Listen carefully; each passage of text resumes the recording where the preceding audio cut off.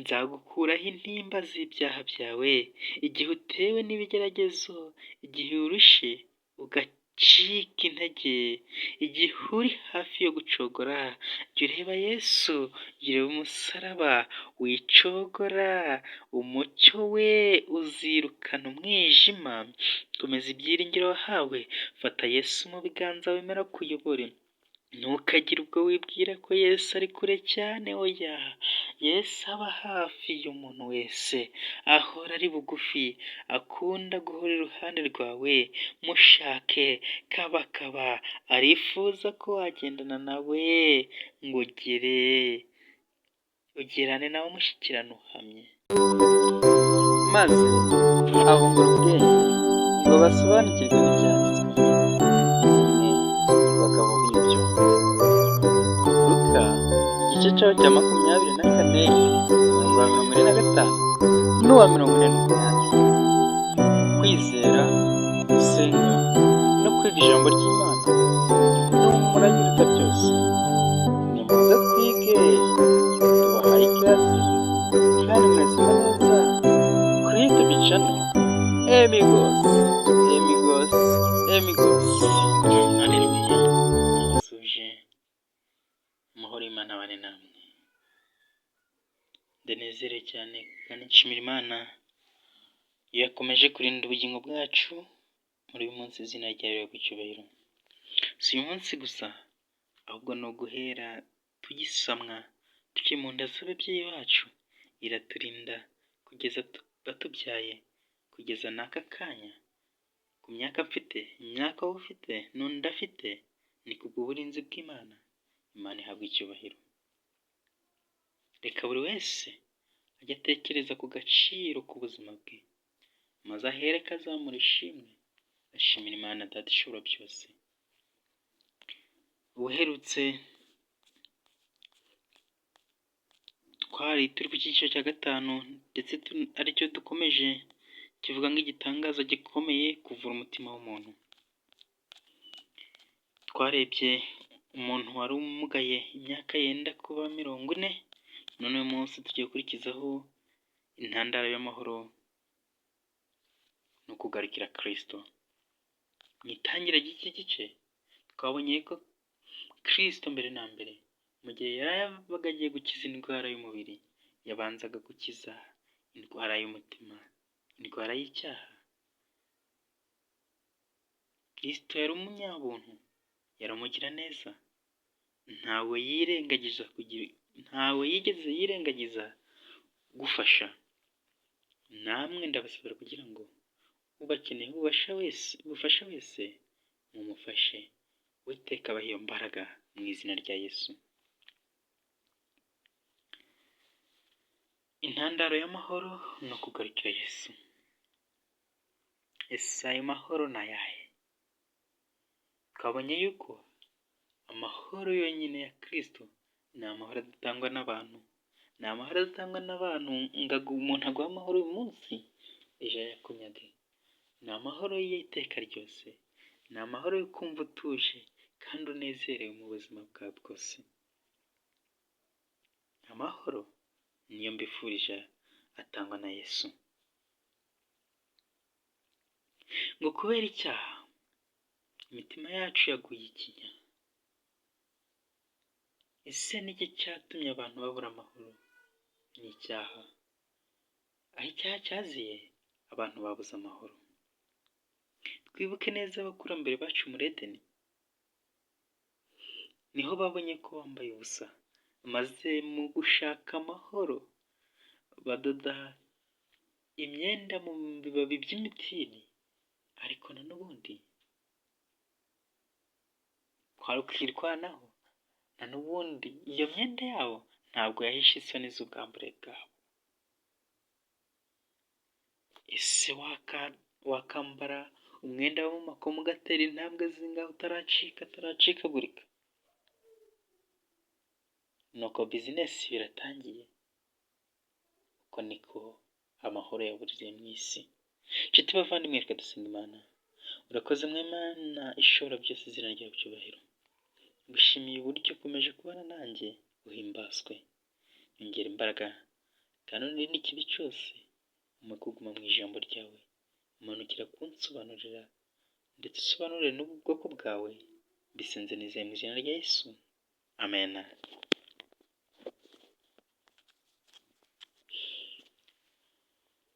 Intandaro y'amahoro ni ukugarukira Kristo. Inshuti ndabifurije kugarukira Kristo, ngo kubera icyaha imitima yacu yaguye ikinya, nk'uko icyo kirema kitashoboraga kugenda, niko natwe tutakwishoboza kugira imibereho itagira inenge, nk'uko cya kirema twabonye aho ruguru cyari kimaze imyaka 38 ku kidendezi cy'i Betesida, cyabashaga kubona aho abantu bakirira, kandi ko cyashoboraga kubona yuko nacyo kiramutse kigiye muri ayo mazi cyakira, ariko kikabura umuntu ukijyana muri ayo mazi kugira ngo gikire. Niko natwe, niko njyewe nawe mwene muntu tutakwishoboza kugira imibereho itagira inenge, ngo abenshi bashaka kugira imibereho inogeye Imana kandi bagaharanira kuyishyikira, ariko bikaba iby'ubusa. Mureke bene abo barebe ku Mana. Imana yonyine niyo yabasha kugira ute?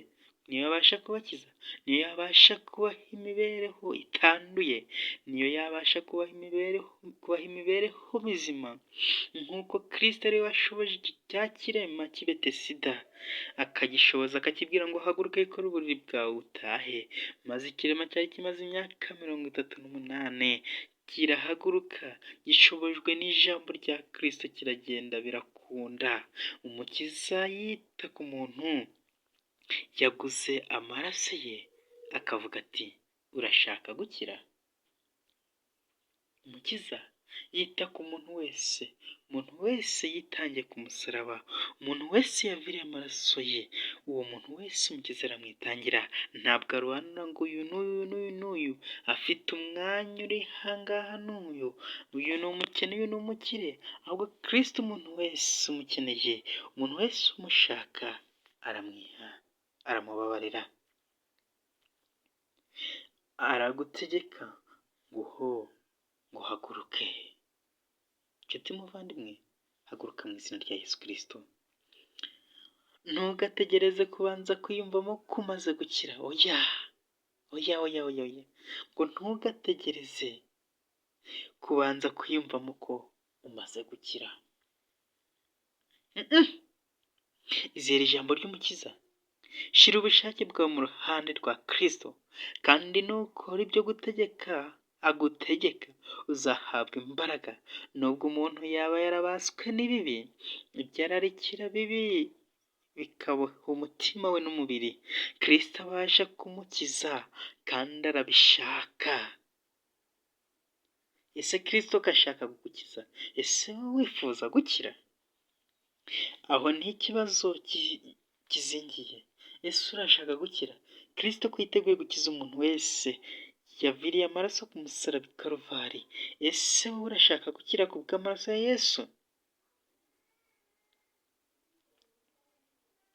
Kristo azabatura imbohe zabaswe n'intege nke n'amahirwe make n'iminyururu y'ibyaha.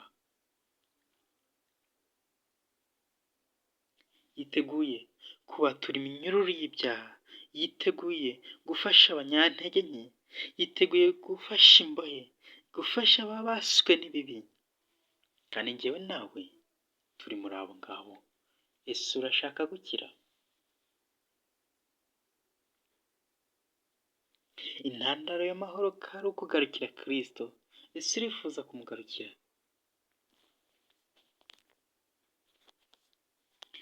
Sinkubaza, ahubwo njye ubwanjye ndibaza, nawe ku giti cyawe wibaze, wumva aya magambo.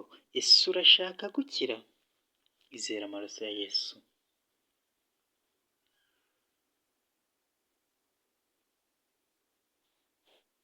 Nshuti, nta yindi ntandaro y'amahoro. Amahoro isi itanga ni amahoro atuzuye, ni amahoro atari ku rugero rushyitse, ni amahoro.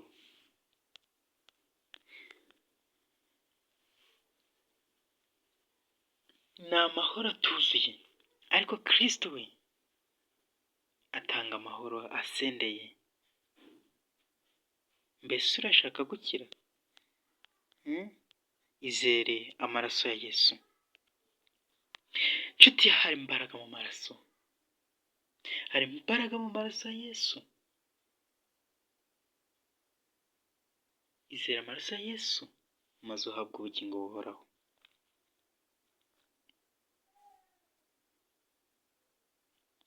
Izere ijambo ry'Umukiza. Shira ubushake bwe mu ruhande rwa Kristo, kandi nukora ibyo agutegeka uzahabwa imbaraga. Nukora ibyo Kristo agutegeka uzahabwa imbaraga. Icyaha cyahumanije amasoko y'ubugingo. Kristo aravuga ati, nzagukuraho ibyaha byawe, nzaguha amahoro. Amena. Naragucunguye mwana w'umuntu we, uri uwanjye. Nzagukuraho intimba z'ibyaha byawe. Igihe utewe n'ibigeragezo, igihe urushe ugacika intege, igihe uri hafi yo gucogora, jya ureba Yesu, jya ureba umusaraba, wicogora. Umucyo we uzirukana umwijima. Komeza ibyiringiro wahawe, fata Yesu mu biganza wemera kuyobore. Ntukagire ubwo wibwira ko Yesu ari kure cyane. Oya, Yesu aba hafi y'umuntu wese, ahora ari bugufi, akunda guhora iruhande rwawe. Mushake kabakaba, arifuza ko wagendana nawe ngo ugirane nawe umushyikirano uhamye. Icyo Kristo yifuza ni ukugirana umushyikirano nawe. Niba ijuru ritakuzi, Kristo we ubwe yifuza kugirana umushyikirano nawe, ariko yarakubuze. Mbese uhugiye mu biki? Uhugiranye mu biki? Musore, inshuti, muvandimwe, uhugiranye mu biki? Musaza, mukecuru, mwana, ese uhugiranye mu biki? Ni iki gituma utumva ijwi ry'uguhamagara? Urangurura mu butayu, ahamagara mu mazina yawe, ati garukiraho. Wa wundi uhora iruhande rwawe ni uguhamagara, kandi niwe ushaka kugukiza ngo aguhe amahoro y'umutima, aguhe ibyiringiro by'ubuzima. Kristo adushoboza kumva neza, kandi aduha amatwi yumvira, abane natwe, aturinde igisani kibi cyose, aturinde kwinangira, aturinde kureba ku bitagira umumaro, aturinde kwerekeza imitima yacu ku bishyira byo muri iki gihe, byo muri iyi si y'igomero. Aturinde kuba ba ntibindeba, ahubwo twuzuza amahoro y'umutima. Nibyo mbasabira, nanjye nisobera, mu izina rya Yesu. Amen. Urakoze Data, mu izina ryawe icyubahiro. Wishimiye ku bw'amagambo meza, wemeye ko twumva muri aka kanya. Uhimbazwe. Natwe turashaka gukira, kandi natwe turifuza amahoro y'umutima, turifuza amahoro atangwa nawe. Turakwinjiye uyadusesekaze muri aka kanya, kandi uturinde kwinangira imitima, uduhe kukwakira, kuko waradupfiriye uraducungura. Witeguye kandi uhora ushaka kuduha amahoro, kandi uhora ushaka kudukiza. Duha umutima wo kukwakira, tubisenze twizeye mu izina rya Yesu. Amen. Murakoze cyane, mugire ibihe byiza. Naho mu cyiciro gikurikiraho, aho Yesu akiza umusambanyikazi, ndabararika kugira ngo mwese muzakurikirane iki cyigisho. Imana izabashoboze.